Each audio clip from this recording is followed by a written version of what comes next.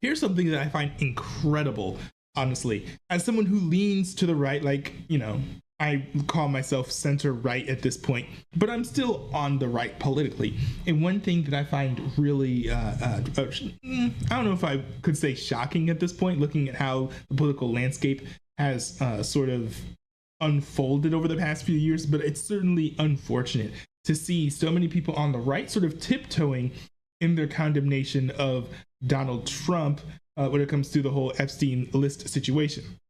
Now, I know that MAGA has sort of come up with their own rationale for why it's fine that Donald Trump is defending Epstein and his clients or whatever. But that's like normal, right? You expect this out of MAGA. You expect MAGA to be like, oh, okay, we're just going to defend that Donald Trump did this particular thing. That's their job. It's basically a cult. But outside of that, right, mainstream conservatism, we are still seeing a lot of people sort of tiptoeing around the fact that Donald Trump is covering for abusers. And I think this is very different because some people be like, oh, what about Joe Biden? What about, Barack Obama, previous presidents who, they had the opportunity to release the Epstein list, but they never did. But I think it's a little bit misguided to be like, hey, look, Donald Trump not only refusing to release the Epstein list, but pretending to release all the information that exists about the list and lying about what else could possibly be in the evidence that was discovered in the investigation of Jeffrey Epstein. So, for example, him running around saying that there's no list, right? And I think Pam Bondi as well, also saying there is no list. That is a little bit more than what Joe Biden did, which was nothing.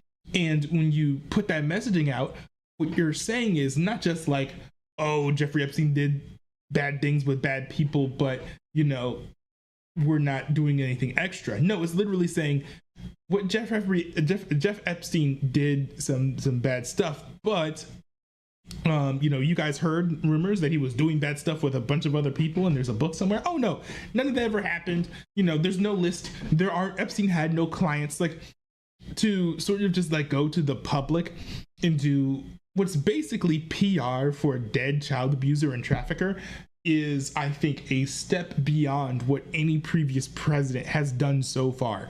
And I do say this as a Republican, as someone who has voted for Donald Trump twice, that I think that things like this really do need to, I guess, cause a lot of Republicans to at least pause when it comes to endorsing Donald Trump, because there are these claims and rumors that Donald Trump is on the Epstein list. I frankly believe that he's on the Epstein list, even though I admit there's no proof. This is just my opinion here. But I think that he's on the list because, Elon Musk said, oh, you're never going to get the Epstein list because Donald Trump is on it. And we are months out from that X post. And it turns out that, that list has not come out. And also Donald Trump is very indignant about it. And he's got the sort of emotional defensive response that you would expect from someone who was guilty, right? Not someone who was just like, oh, release everything and you'll see that I'm not on the list. Then he went out and made a Truth Social post saying, oh, well, the information on the list is fake, which I think kind of insinuates that he is on the list, but it's because he was placed there. So his story keeps on changing about it, which makes it seem like every time he opens his mouth about it, he's lying or he's not telling the truth. But you could set all that aside for the moment, right? Where it's like, oh, maybe Donald Trump is not on the list. And that's entirely possible. I admit that. It's possible. We have no hard proof or evidence that Donald Trump is on the Epstein list as of yet. I will admit that. But at the same time, it cannot be disputed at all that Donald Trump is covering for abusers. And I think when it comes to covering up for abuse, especially in a proactive way, in an attempt to sort of discredit claims of abuse to the best of your abilities, which is what Donald Trump is doing, not refusing to release information, which is what other presidents have done in the past. You gotta ask yourself, is this the type of thing that you can endorse, right? And it's one thing to be like, oh, well, I voted for him because he would have been a better president than Biden or Harris, and I get that. I voted for Donald Trump for the same reasons, but it's not like you have to vote for him anymore. Also, you can vote for someone without having the full-throated endorsement of being like, you know what, I'm going to vote for this person, but you guys, I'm not telling you guys that you need to vote for him. you could vote for whoever you like. I think that's a little bit different than a full endorsement where it's like, oh, Donald Trump is the best, you guys need to vote for him. Like, that's an entirely different thing in my mind.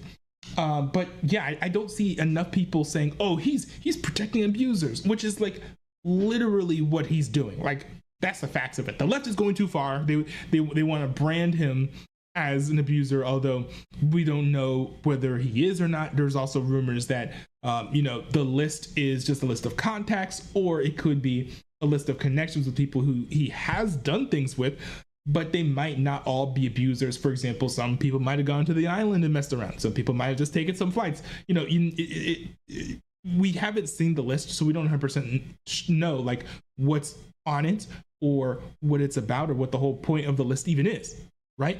But the fact that Donald Trump is so defensive about it, I think says some very negative messaging about what is on the list, what the list is about, and also the nature of Donald Trump's connections with Jeffrey Epstein.